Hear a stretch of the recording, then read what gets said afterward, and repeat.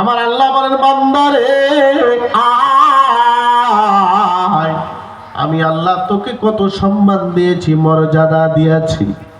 বান্দা তুই একটু চিন্তা কর, ইন্না আকরামাকুম ইনদাল্লাহি আতকাকুম।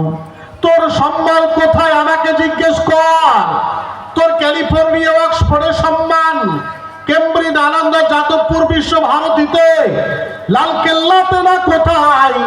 আল্লাহ বলছেন বান্দারে ওই লালকেল্লাতে দাঁড়িয়েও যে ভাষণ দেয় সেই মানুষটাকেও দেখবি তাদের কাছে যায় যারা আল্লাহর গোলামির দ্বারা আল্লাহর কাছে সম্মানিত হয়ে গেছে। জোরে বলো আমার আল্লাহ বললেন লাকাদ কাররামনা ইয়া বানি আদম, আমি তোকে সম্মানিত করেছি এটা ঠিক, কিন্তু কিসের মাধ্যমে দিলাম?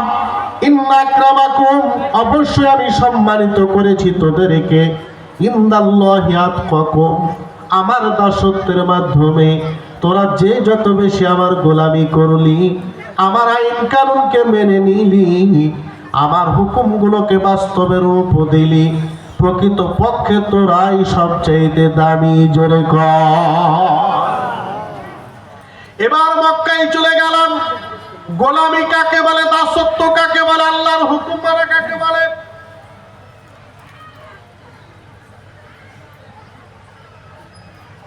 মা বোনদেরকে বললাম যে আপনারা নতুন করে যারা আসছেন তারা সামনে আসবেন। হ্যাঁ, ই ওয়াজ তো মায়েরা পছন্দ করেন, আসবে না তো, এত ভিড় তো হওয়ার কথা নয়। মা বোনেরা জীবনই ভালোবাসেন, বলেন ঠিক কিনা? জোরে বলেন। যত জায়গায় গেলাম শুধু জীবনী হুজুর, জীবনী হুজুর, জীবনী হুজুর। আপনাদের খারাপ লাগছে কি, কষ্ট হচ্ছে কি, দরকার আছে কি না? মা বোনদের বলবো, মা একটু পরিবর্তন, নিজেকে সংশোধন করেন। হ্যাঁ, একটু সংশোধন করেন। জায়গা অনেক আছে, এগিয়ে আসবেন, কোন রকমের হইচই না, কোন আওয়াজ হবে না। महबूब की महफिल को महबूब सजाते हैं, महबूब की महफिल को महबूब सजाते हैं, आते हैं वही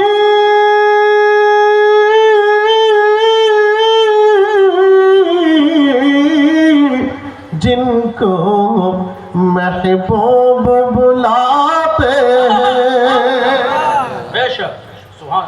ইচ্ছা করলে উপায় হবে না, আগে ইচ্ছা রাসূলের হতে হবে। জোরে বলেন সুবহানাল্লাহ। দেখেন অনেকে মেলায় ঠেলা খাচ্ছে, পাপড় খাচ্ছে, জিলাপি খাচ্ছে, আই লাভ ইউ বলছে, গার্লফ্রেন্ড নিয়ে ঘুরছে। জোরে বলেন ঠিক না? বল। ইচ্ছা করেও কিন্তু প্যান্ডেলের তলে আসা যায় না, কারণ এই প্যান্ডেলের তলাটাকে আমার আল্লাহ বাহানা বানিয়ে দিয়ে কাল আপনাকে বিপদ থেকে বাঁচিয়ে নিতে পারেন। তাই সবার নসিবে প্যান্ডেলের তলা জুটবে না, জুটবে না। তাহলে চলেন মক্কায় চলে গেলাম। আল্লাহ রাসূল হাবিবুল্লাহ নূরুল্লাহ আমার বাবা মক্কার ফাঁকা ময়দানের দিকে বেরিয়েছেন। একটু মনোযোগ দেবেন, গভীরভাবে শুনবেন। আল্লাহ রাসূল আমার বেরোনোর পরে ফাঁকা ময়দানে গেলেন। হুজুর বড় একাকী, হুজুরের সঙ্গে কেউ নাই। হুজুরকে বড় পিপাসা লেগেছে। চতুর্দিকে তাকিয়ে দেখেন পানির কোনো ব্যবস্থা নাই। কিছু রাখাল ছাগলের দল নিয়ে মাঠে চড়াইতেছে। আল্লাহ রাসূল আমার ডাক দিলেন, ও বাবা রাখাল, ও বাবা রাখাল। হুজুরের কাছে একজন রাখাল ছুটে আসলো।